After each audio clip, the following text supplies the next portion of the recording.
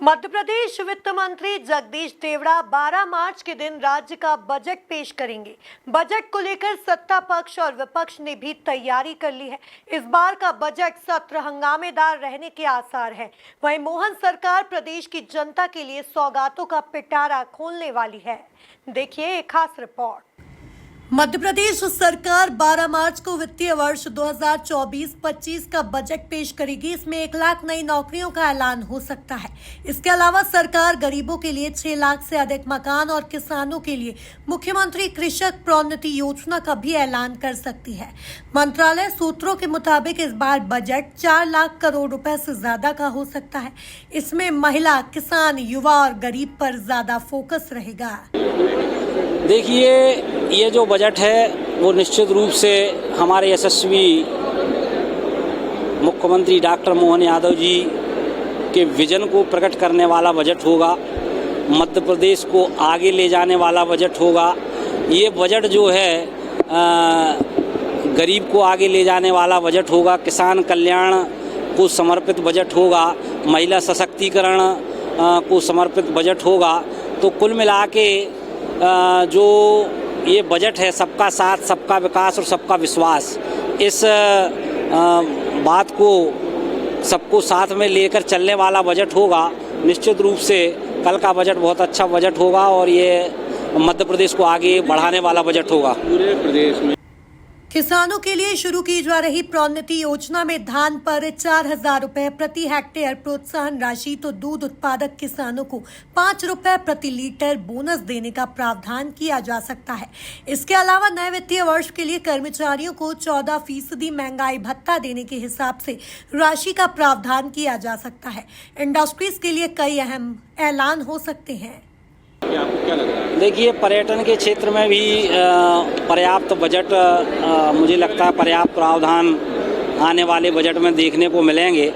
और जो नई पर्यटन नीति हम लेकर आए हैं, GIS में भी आपने देखा कि पर्यटन को लेकर निवेशक खासे उत्साहित हैं और 4,400 करोड़ से भी ज़्यादा के निवेश के प्रस्ताव इस GIS में पर्यटन विभाग के माध्यम से प्राप्त हुए। अपने आप में बड़ी उपलब्धि है। और नई जो पर्यटन नीति है वो कहीं ना कहीं निवेशकों को रेड कारपेट बिछा के देने का काम कर रही है।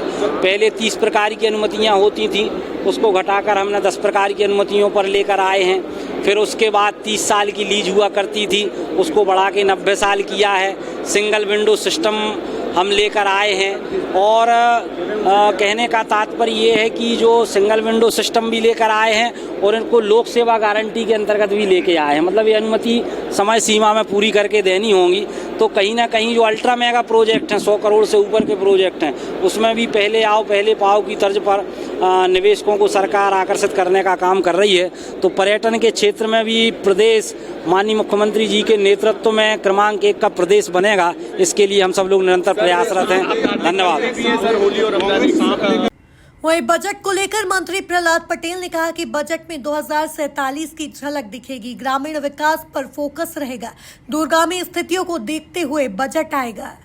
बजट के पहले तो कोई टिप्पणी नहीं हो सकती, लेकिन ग्रामीण विकास सरकार की पहली 3 प्राथमिकताओं में एक प्राथमिकता है। और जो नवाचार